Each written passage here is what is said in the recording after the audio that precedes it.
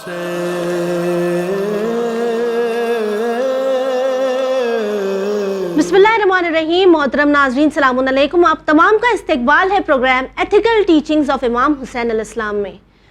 Viewers, जब बात आती है करबला की तो हम तमाम इस बात से वाकिफ़ हैं, हम तमाम इस बात को जानते हैं, मानते हैं और यकीन रखते हैं कि इमाम हुसैन अलैहिस्सलाम ने करबला से मुतालिक जो भी फ़ैसले लिए वो बहुत ही सोच समझ कर लिए। लेकिन अगर हम बात करें दीगर कम्युनिटीज़ की या वो ब्रदर्स की जो मुस्लिम नहीं हैं, तो शायद उनके जहन में काफ़ी सारे सवालात आते होंगे कि जब बात करबला की होती है तो क्या इमाम हुसैन अलैहिस्सलाम ने जो भी फ़ैसले लिए क्या वो सिर्फ जज्बाती थे या वो फ़ैसले इंटेलेक्चुअल थिंकिंग स्ट्रेटजी के मालिक थे। चूँकि अक्सर ये सवाल किया जाता है कि अगर करबला जाना ही था तो औरतों को क्यों लेकर गए, या फिर अगर पता था कि कूफा वाले पलट गए तो फिर वहाँ जाने की क्या ज़रूरत थी। अक्सर लोग ये सोचते हैं कि ये जो फ़ैसला था करबला जाने का, क़याम करने का, क्या इसके पीछे कोई लॉजिकल रीज़निंग थी जो हम और आप नहीं समझते, और शायद यही वजह है कि हम दूसरों तक इसके जवाबात नहीं पहुंचा पाते। आज के हमारे एपिसोड में हम यही जानने की कोशिश करेंगे कि इमाम हुसैन अलैहिस्सलाम जो कि बेहतरीन अखलाक के मालिक थे, जिन्होंने हर फैसला सिर्फ जज्बात से ही नहीं बल्कि गहरी सोच के तहत लिया था, वो हम लोगों को किस तरह एक्सप्लेन कर सकते हैं।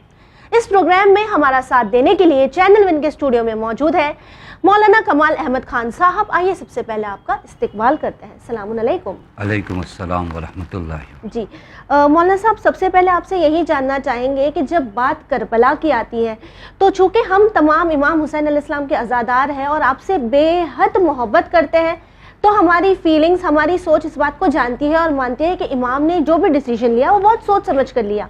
लेकिन अक्सर लोगों के जहनों में ये सवाल उठता है कि क्या इमाम हुसैन अलैहिस्सलाम के फ़ैसले सिर्फ जज्बात से जुड़े हुए थे या कोई गहरी सोच के मालिक भी थे। अगर हम एग्जाम्पल देकर बात करें तो जब इमाम मक्का से निकले तो उन्हें काफ़ी लोगों ने रास्ते में बता दिया था कि कूफा वाले पलट चुके हैं, कूफा वाले की तलवारें इंतज़ार कर रही है, तो भी इमाम करबला की सिमत जाते हैं। तो इसका एक लॉजिकल आंसर हम किस तरह लोगों तक पहुँचाएँ? बिस्मिल्लाहिर्रहमानिर्रहीम व बिही नस्तईन व हुवा खैरुल मुईन। अस्सलामु अलैका या अबा अब्दुल्लाह। सबसे पहले तो हम तस्लियत और ताज़ियत पेश करते हैं माह अज़ा की, और वाक़ई एक बेहतरीन प्रोग्राम है कि हम करीब से जाकर जाने की ये तमाम चीज़ें जो करबला के पस मंज़र में हुई हैं, इनकी हिकमत अमली क्या थी सरकार सैयदुश्शुहदा की, ये तो तय है। क्योंकि इमाम है और इमाम जो भी काम करता है हुक्म खुदा के मुताबिक करता है और खुदा हकीम है, तो कोई काम खाली अज़ हिकमत नहीं है, यानी अक्ल से खाली नहीं है। लेकिन ये कि हम करीब पहुँच पा रहे हैं या करीब नहीं पहुँच पा रहे हैं कि हम समझ सकें कि सरकार सैयदुश्शुहदा क्यों निकले। फिर जब कूफे पहुँचने से पहले ही आपको मालूम हो गया था कि जनाब मुस्लिम की शहादत वाक़ई हो गई, उसके बाद क्यों गए, ये बहुत अच्छी चीज़ है। मैं वही आपके सवाल का जवाब दूँ। लेकिन सबसे पहले तो हम ये जानते हैं कि जब ख़त आया है हाकिम शाम के हलाक हो जाने के बाद कि अब आपको बैत करना, उसी वक्त सरकार सैयदुश्शुहदा ने एक बहुत ही बेहतरीन जुमला कहा था जो अमूमन हमारे यहाँ मजलिसों में भी पढ़ा जाता है। हाँ, यहाँ पर उससे पहले भी हज़रत ने फरमाया कि देखो, रात की तारीकी में मुझसे बैत लेने का क्या फ़ायदा। ये खुद एक माना रखता था कि हज़रत उसी वक्त अपने फ़ैसले को चाहते थे लोगों के सामने बयान करें कि मैं हुसैन इब्न अली जो फ़ैसला करूँगा, ये तन्हाई में हुसैन से बैत लेने का माना क्या है। तुम सुबह होने दो, इंतज़ार करो, लोगों को आने दो, मैं अपना फ़ैसला बताऊँगा। यहीं से हत्ता वो शख्स जो साथ में बैठा था वो समझ चुका था कि हुसैन इब्न अली बैत करने को तैयार नहीं है। लिहाजा उसने कहा अगर हुसैन आज हाथ से निकल गए तो फिर हाथ आने वाले नहीं। आप देखिए एक एक कदम कितना सोचा समझा हुआ है कि हज़रत फरमाते हैं कि रात की तारीकी में बैत का क्या माना रखता है। फिर उसके बाद जब उसने कहा कि हुसैन चले जाएंगे, हाथ नहीं आएंगे, तो वहाँ हज़रत ने फ़ौरन दो ख़ानदानों का तारुफ़ कराना शुरू किया कि हम कौन हैं और तुम कौन हो। वहाँ पर हज़रत ने फरमाया इन्ना अहलु बैतिन नबुव्वा व मादनुर रिसाला व महबतुर रहमा, हमारा ताल्लुक़ जो है कुरान से, हमारा ताल्लुक़ खुदा से, हमारा ताल्लुक़ दीन से। ये कौन है? रजुलुन शारिबुल खम्र कातिलुन नफ्सुल मुहतरमा, ये वो है जो शराब पीता है, मुक़द्दस और मोहतरम जानों को मारता है, इसने तमाम बुराइयां फैला रखी। अब कैसे मिसली ला युबायु मिसला, مجھ جیسا اس جیسے کی بیعت نہیں کرے گا۔ کر سکتا، اب جی۔ اس کے بعد سرکار سید الشہداء نکلے۔ اب دیکھیے ایک ایک قدم آتے کہاں ہیں؟ مکے میں۔ جی مکے میں آنے کے بعد حضرت نے 1-2 دن مکے میں قیام نہیں کیا، 4 بلکہ مہینے حضرت تقریباً، 3 جی۔ شعبان کو مکے آ چکے ہیں، یعنی 28 رجب کو نکلے ہیں، جی جی 3 شعبان کو حضرت مکے میں آ چکے، اور 8 یا 9 ذی الحج کو حضرت نکل رہے ہیں۔ جی اب غور کریے، شعبان، رمضان، شوال، ذیقعد، جی یہ پورا مہینہ اور ذی الحج کے وہ چند دن حضرت مکے میں۔ مولا جی، یہاں کیا جی۔ کر رہے ہیں؟ ایک چھوٹا عرصہ نہیں ہے، ایک چھوٹا جی، عرصہ نہیں، اور مکہ ایک اسلامی شہروں میں ام بالکل۔ القریٰ ہے، جی تمام مسلمان ملکوں کا ایک عظیم شہر ہے، جی، جی۔ وہاں حضرت موجود ہیں۔ معلوم ہے کہ حضرت کا قیام جاری ہے۔ بعضوں نے حضرت کا قیام جا کے صرف کربلا میں دیکھا، بالکل نہیں، یہ قیام یہاں پہ ہی شروع ہے۔ تاکہ اسلامک سینٹر پوائنٹ پر آنا، احسنتم، اتنے دنوں تک رکنا، اتنے دنوں وہ تک خود ہی ایک اسٹریٹجی وہ تھی۔ خود ایک بہت ہی بڑی حکمت عملی تھی۔ اور ان جی۔ دنوں ہمارے یہاں بیان نہیں ہوتا، ان دنوں حضرت نے بہت سے لوگوں سے میٹنگ کی، بالکل بہت جی سے لوگوں سے باتیں کی، بہت سے لوگوں کو حضرت نے بتایا۔ حتیٰ میں آپ کی خدمت میں عرض کروں، اس واقعے سے 1 سال پہلے حضرت نے خطبہ منع دیا، وہاں پر بھی اس حکومت کے خلاف حضرت نے لوگوں کو بتایا کہ یہ کس جی۔ قدر ظلم و فساد، اور وہ جو پیغمبر دین لے کر آئے تھے، اس دین سے اس کا کوئی تعلق نہیں ہے۔ جی۔ یعنی ایسا نہیں ہو کہ ناگہانی آپ سے بیعت طلب کی گئی اور آپ اٹھے اور کھڑے ہوئے اور کربلا چلے آئے۔ ایک سڈن ہاں، ریئیکشن ایک نہیں تھا۔ ریئیکشن سڈن نہیں تھا کہ یوں ہی چلے۔ پھر حضرت نے وہاں کے بعد بھی، آپ غور کریے، وہاں کے بعد بھی حضرت کو خطوط آنے لگے، کہاں سے؟ کوفے سے۔ جی حضرت نے ایسا نہیں کہ فوراً حضرت اس جانب بڑھتے ہیں، جی بلکہ جناب مسلم کو روانہ کرتے ہیں۔ اب دیکھیے یہ جو سسٹمیٹک کام ہو رہا ہے کہ پہلے میرا سفیر جائے گا، اور ایک ایسے سفیر کو بھیج رہے ہیں جس کو پورا اختیار دے کے بھیج رہے ہیں۔ حضرت نے کیا فرمایا؟ یہ ثقتی من اہل بیتی اخی وابن امی، یہ میرے بھائی بھی ہیں، یہ میرے مورد اعتماد بھی ہیں، یہ خبر دیں گے کہ تم لوگ کیا کر رہے ہو، یہ خبر دیں گے کہ تمہارے خطوط میں سچائی کتنی ہے۔ یہ سارے مرحلے ہو گئے۔ جی۔ یعنی اگر آپ غور کریے نا تو مولا کو صرف ایک شہر سے دعوت آئی ہے، وہ کوفے سے۔ جی۔ شاید ہم اہل کوفہ کو بہت برا کہتے ہیں، لیکن اس سے برے شہر اور تھے کہ کسی اور شہر سے تو دعوت نامہ بھی نہیں آیا۔ جی ایک شہر اس تھا، لحاظ سے ہم نے حسن سوچا تم، نہیں، جی۔ ایک شہر تھا جہاں سے کم از کم ایک دعوت نامہ حضرت کو آیا کہ آپ آئیے۔ اب ان میں سے بعض وہ تھے جو جوگیر تھے، جو فضا اور ماحول کے زد میں تھے، بعض وہ تھے اپنے مقصد کے تحت بلا رہے تھے، لیکن دعوت نامہ ایک شہر تھے۔ جی۔ حضرت نکلے۔ جی اب حضرت کے نکلتے ہی جو ہے، یعنی جناب مسلم پہنچے، انہوں نے خط لکھا، جی۔ اور حضرت جناب مسلم کی شہادت واقع ہوئی۔ وہ جو سوال کا حصہ ہے وہ اہم یہ کہ دیکھیے، اگر میں کوفے کی دعوت پر کوفے میں حکومت قائم کرنے جا رہا ہوتا تو مجھے وہیں سے لوٹ آنا چاہیے تھا۔ وہ جو آپ کے سوال کی روح ہے، اگر کہ مقصد حکومت اگر ہوتی، مقصد حکومت ہوتا تو مجھے کوفے والے بلا جی، رہے تھے، جی۔ اور کوفے والوں نے اب اپنی دغا دکھائی، بے وفائی دکھائی۔ اور ایسا نہیں ہے ہم علم امامت سے ہٹ کے بھی باتیں کریں، وہ تو صاف طریقے سے پتہ ہی چل گیا تھا امام کو جی۔ کہ جناب مسلم کی شہادت واقع ہو گئی۔ بالکل۔ کوفے کے آنے والے نے بھی امام سے کہا کہ مولا، لوگوں کے دل آپ کے ساتھ ہیں، تلواریں آپ کے ضرر اور نقصان میں۔ جی اب اگر میں ایک جگہ حکومت بنانے جا رہا ہوں تو پہلا قدم یہ ہوگا کہ میں پلٹ آؤں کہ بالکل، بھائی ہمارے جی، سفیر جی۔ کو شہید کر دیا گیا، جی۔ جن کے بھروسے پہ میں نکلا ہوں، جی، یعنی انہوں- ہماری بھی جان کو خطرہ ہاں، ہے۔ ہماری بھی جی۔ جان کو خطرہ، میں کیوں جاؤں ایسے شہر؟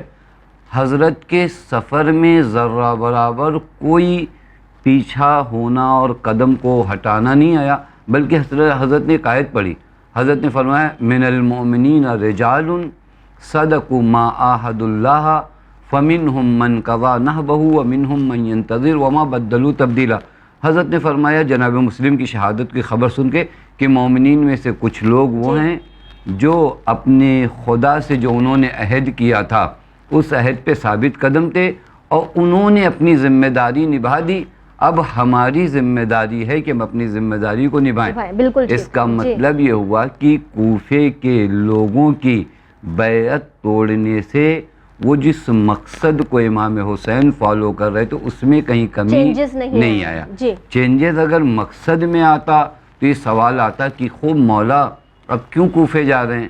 نہیں، اگر مقصد بیعت لینا ہوتا کوفے والوں سے مقصد کوفے والوں پر حکومت کرنا ہوتا تو پھر چینجنگ کرنا عقلی تقاضا تھا. بالکل. لیکن مقصد سرکار سید الشہداء کے وہ حضرت نے خود بتایا, انی لم اخرج اشرا ولا بطرا ولا ظالما ولا مفسدا انما خرجت لطلب الاصلاح فی امت جدی. میرے نکلنے کا مقصد امت کی اصلاح ہے. اب مجھے انصاف سے وہ لوگ بتائیں کہ کوفے والے چاہے بیعت پہ باقی رہیں چاہے بیعت سے ہٹ جائیں, آیا اصلاح امت کا کام ابھی باقی ہے؟ یعنی امت کے اندر جو فساد آیا ہے, جو پرابلم آیا ہے, وہ ابھی حل نہیں ہوا ہے. یعنی امت ایک بیماری میں مبتلا ہے. اب چاہے کوفے والے رہیں چاہے نہ رہیں, امام حسین نے اپنے مقصد کو یہ نہیں بتایا کہ میں کوفے پہ حکومت کرنا جا رہا ہوں تو امام ہٹ جائیں. امام اپنے مقصد کو بتا رہے ہیں, میں امت کی اصلاح کو جا رہا ہوں, امت میں جو خرابیاں آ گئی ہیں ان کو دور کرنے جا رہا ہوں. اب جب یہ مقصد باقی ہے تو امام حسین کا پیچھے آنے کا کوئی سوال نہیں بنتا. یعنی گویا اور آسان کیا جائے جوانوں کو کہ امام نکلے ہیں دین جس کو پامال کیا جا رہا ہے اس کو زندہ کرنے. تو خود کوفے والے اگر ہٹ جائیں تو کیا دین زندہ ہو جائے گا؟ وہ مقصد تو آپ کا اسی طرح باقی ہے.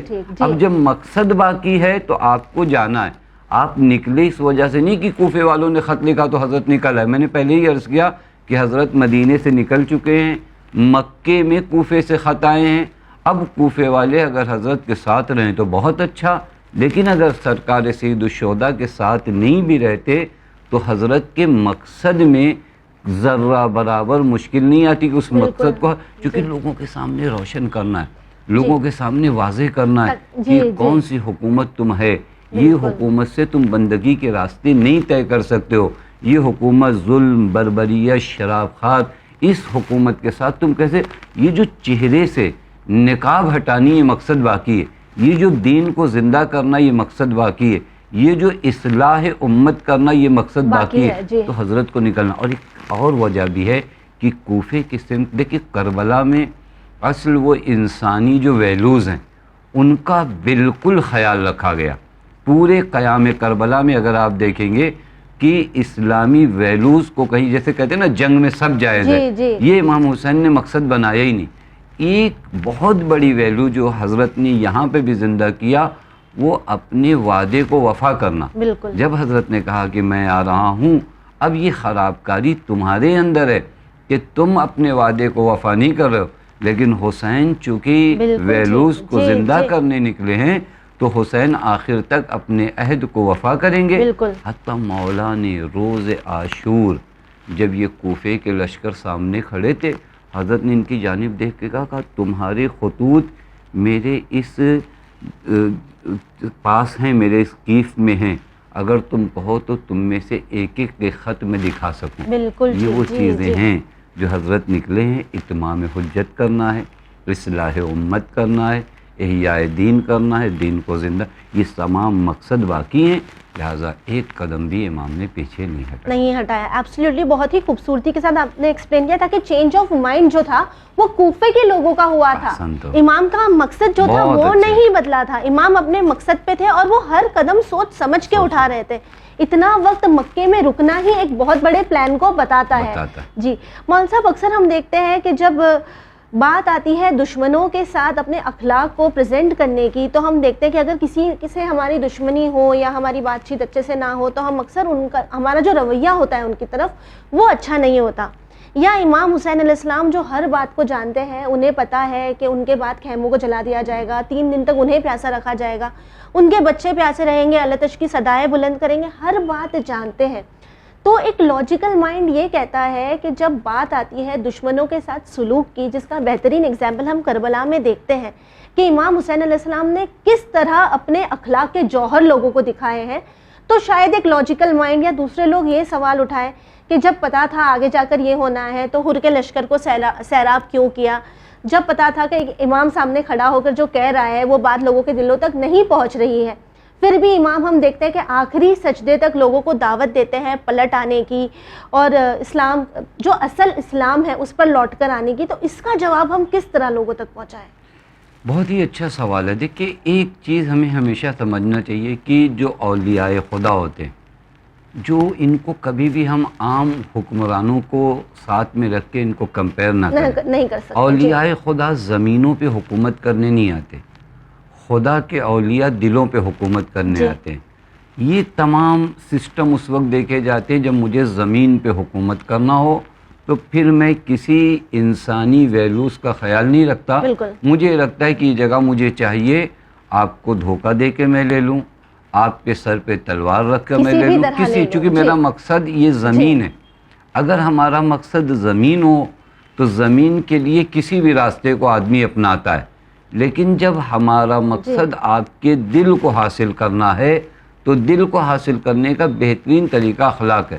جیسا کہ قرآن کریم خود کہتا ہے وَجَعَلْنَا مِنْهُمْ أَئِمَّةً يَهْدُونَ بِأَمْرِنَا لَمَّا صَبَرُوا وَكَانُوا بِآيَاتِنَا يُوقِنُونَ. یہ ہمارے جو ائمہ ہیں یہ یہدون بِأَمْرِنَا, یہ لوگوں کی جو ہدایت کرتے ہیں نا, تمہاری سوچ کے لحاظ سے ہدایت نہیں کرتے, ہمارے امر کے مطابق ہدایت. میں مجھے مثال دوں, دیکھیں ایک جنگ میں اگر صرف جنگ جیتنا ہو تو کتنا آسان ہے. مثلا جناب امام حسین سے پہلے میں اس واقعے کو ایک جگہ آپ کو بتاؤں. جنگ صفین میں حضرت امیر کے لشکر سے پہلے شام کا لشکر پہنچا, اور انہوں نے تھوڑا سے پانی دیکھا, اس پانی پہ انہوں نے قبضہ کر لیا اور کہا کہ اب علی کے لشکر کو پانی نہیں دیا جائے گا, ہم لوگ بہترین طریقے سے یہاں پر فوج جمع کر دیں گے اور علی کا لشکر پیاسا ہی رہ جائے گا اور لشکر بکھر جائے گا اور یہ ہو جائے گا. یہ دیکھیں یہ ایک سوچ ہی ہے. اب جب حضرت آئے تو حضرت نے آنے کے بعد حضرت کو بتایا گا کہ مولا پانی پہ تو قبضہ ہے. حضرت نے بھیجا, حتیٰ بڑی اچھی بات ہے کہ محرم میں عرض کیا جائے, حضرت نے امام حسین علیہ السلام کو بھیجا اور امام حسین نے فتح حاصل کیا, اور حضرت نے فرمایا ھذا اول فتح ببرکت الحسین, یہ پہلی فتح ہے جو مجھے حسین کی برکت سے حاصل ہوئی. اب جب یہ مرحلہ ہو گیا, پانی چھین لیا گیا دشمن سے, اب دیکھیں ابھی ہماری عقلوں ابھی انہوں نے اتنا بڑا ظلم کیا کہ ہم پہ پانی, اب تو ہم نہیں دیں گے, تم نے یہ ابتدا کیا, اب ہمارے لیے تو اور آسان بہانہ ہے, کوئی کل ہم پر الزام بھی نہیں لگا سکتا کہ تم نے پانی کیوں بند کیا تھا, چونکہ تم نے ابھی پانی بند کیا تھا. تاریخ کہتی ہے کہ جب حاکم شام کو لوگوں نے بتایا کہ علی کے لشکر نے پانی پہ قبضہ کر لیا, اب ہمارا کیا ہوگا, تو اس نے کہا کچھ بھی نہیں ہوگا, علی پانی نہیں بند کریں گے. دشمن جانتا ہے کہ یہ کس انداز کی حکومت ہے. ہر حکومت ایک جیسی نہیں ہوتی, ہر طرز تفکر. اس نے کہا یہ کام ہو ہی نہیں سکتا, علی کر ہی نہیں سکتے. کیوں نہیں کر سکتے, کہ یہ اصول انسانی کے خلاف ہے. اس کو پتا ہے میں جا سکتا ہوں, لیکن علی اس اصول انسانی کو فراموش نہیں کر سکتے. اب یہ اگر یہ قانون ہمارے ذہن میں ہے کہ ہمارے لیے زمین اور لوگوں کے مال پر قبضہ کرنا مقصد ہے یا لوگوں کے اخلاق و دل کو اپنے پاس بلانا ہے, تو بڑی آسانی سے سمجھا جا سکتا ہے کہ جب حر کے لشکر کو امام پیاسا دیکھ رہے ہیں, یہ حر کا لشکر حضرت کو اس قدر اذیت دے گا کہ حضرت کو قید کر لے گا, حضرت کو آگے نہیں جانے دے گا. لیکن ان تمام چیزوں کے باوجود اولیاء خدا کا پہلا کام یہ ہے کہ انسانی ویلیوز کو ختم نہ ہونے دیں, یا انسانیت کا تقاضا یہ ہے کہ پہلے پانی دیا جائے. حتیٰ روایت میں ملتا ہے کہ ایک شخص تھا جو حر کے لشکر کا سپاہی تھا, اس نے کہا میری جانب کوئی متوجہ نہیں تھا, سرکار سید الشہداء خود آتے ہیں اور اس کے بعد اس ایک معمولی سے سپاہی کو اپنے ہاتھوں سے پانی پلا. حتیٰ آپ دیکھیں جو بہت دنیا میں ایک مرتبہ باتیں ہوتی جانوروں کے حقوق کی, خوب اس وقت ایسے سخت ماحول میں جہاں پانی کی اتنی قلت ہو, حضرت نے کہا اس کے لشکر کے جانوروں کو بھی پانی دیا جائے. آپ غور کریے کہ یہ جو اخلاق ہے نا, یہی اخلاق ہے جو بعد میں زندہ رہتا ہے, اور یہی آپ کی فتح ہے. آپ کی فتح یہ نہیں ہے کہ آپ 4 جگہ کے علاقے کو قبضے, آپ کی فتح یہ ہے کہ 1400 سال گزر جائے اور آپ کی ان باتوں کا تذکرہ آپ کو یاد کیا جائے. آج کے زمانے میں اتنے زمانے گزر جانے کے بعد آج کربلا کا ذکر کیوں ہے, آج کربلا کیوں باقی ہے, کیونکہ کربلا نے انسانی ویلیوز کو باقی رکھا, اور انسانی ویلیوز کو اگر آپ باقی رکھیں گے تو جب تک بشریت رہے گی آپ کا ذکر ہوتا رہے گا. ایبسلیوٹلی, بہت ہی خوبصورتی سے آپ نے ایکسپلین کیا مولانا صاحب. اب آخر میں بس آپ سے یہی جاننا چاہیں گے کہ امام حسین علیہ السلام کے ایتھیکل ٹیچنگز کی بات کریں, آپ کے مورلز کی بات کریں, آپ کے اخلاق کی, آپ کی سیرت کی بات کریں, یا پھر جس طرح سے آپ انٹلیکچوئل ڈیسیجنز لے رہے تھے, آپ کی ایک ریشنل تھنکنگ تھی, ان تمام چیزوں کو ہم دیکھ کر دیکھتے ہیں کہ حر علیہ السلام بن جاتے ہیں، جن کا واقعہ ہم تمام جانتے ہیں، ہم واقف ہیں. لیکن کیا جناب حر علیہ السلام کے علاوہ بھی کچھ اور دل تھے یزیدی لشکر میں جو پلٹے تھے؟ جی بہت سے نام ہیں، بہت سے ناموں کا تو تذکرہ نہیں ہوتا. مثلا خود ان سے پہلے ایک نام، اگر جناب حر علیہ السلام سے پہلے ایک نام ہے، آپ جناب زہیر ابن قین کا نام لیجئے. اگر وہ مکے میں حضرت کے ساتھ حج پہ ہیں، لیکن اس کے باوجود جب حضرت نکلے تو وہ بھی نکلا اور حضرت کا سامنا نہیں کرنا چاہ رہے. جی. کئی مقامات پر جہاں حضرت خیمہ لگاتے ہیں اس سے دور لگاتے، لیکن ایک وقت کئی سامنا نہ ہو جائے. لیکن ایک مرتبہ ایسا ہوتا ہے کہ اتنا بڑا انقلاب آتا ہے کہ وہ زہیر جو حضرت سے دور دور ہیں، حضرت کے اتنا قریب آتے ہیں کہ حضرت کے دائیں سمت کے لشکر کے کمانڈر کا بنتے ہیں. کون؟ وہ جو دور جا رہا ہے. آپ سمجھیے کہ امام حسین علیہ السلام انقلاب کیا لا رہے ہیں. یہی زہیر روز عاشور، شب عاشور، جب مولا نے کہا کہ جسے جانا ہے چلا جائے، کیونکہ یہاں تک تم ہمارے ساتھ آئے بہت بڑی بات ہے، اب اس کے بعد یہ لوگ میری جان کے خواہاں ہیں، تم لوگ اگر زندہ بھی رہو اور رہو بھی تو بھی یہ مجھے چھوڑنے والے نہیں، چلے جائیں. تو جناب زہیر جو اتنا چینج ہو کر آئے تھے، فرماتی ہیں یبن رسول اللہ لقد ہدان اللہ بک، مولا ہم کہاں جائیں، اللہ نے آپ کے ذریعے ہم کو ہدایت دیا ہے. اور اس کے بعد یہ تاریخی جملہ جناب زہیر کا، واللہ لو کانت الدنیا لنا باقیۃ، مولا اگر یہ دنیا ہمیشہ بھی رہتی نا، وکنا فیہا مخلدین، اور اس دنیا میں ہمیشہ ہمیں رکھا جاتا، اس کے باوجود آپ پر جان قربان کرنے کو ہم مقدم کرتے. یہ دیکھیے یہ چینج. اور اس کے بعد خود لشکر یزیدی سے جو لوگ مولا کے لشکر میں آئے، یعنی ایک جناب حر کا تذکرہ ہوتا ہے، ان کے بیٹے کا تذکرہ ہوتا ہے، ان کے غلام کا تذکرہ، لیکن جو نام اور تاریخ میں ایک نام ہے سعد ابن حارث انصاری عجلانی، اور ان کے سگے بھائی ابو الحتوف معلوم ہے کہ خوارج میں سے تھے. یعنی آپ غور کر سکتے ہیں کہ وہ ایک شخص جو خارجی ہے، اسی کو کہتے ہیں کہ جسے آج برا دیکھ رہے ہو ضروری نہیں ہے کہ انجام برا ہو. یہ خارجی فرد عمر سعد کے لشکر میں نکل کر آتا ہے امام حسین علیہ السلام کے لشکر میں، اور شہید ہوتا ہے ان شہداء کے ساتھ کہ پوری زندگی ہم تمنا کرتے ہیں فیا لیتنی کنت معکم فافوز معکم. یہ ایک نام، دو نام.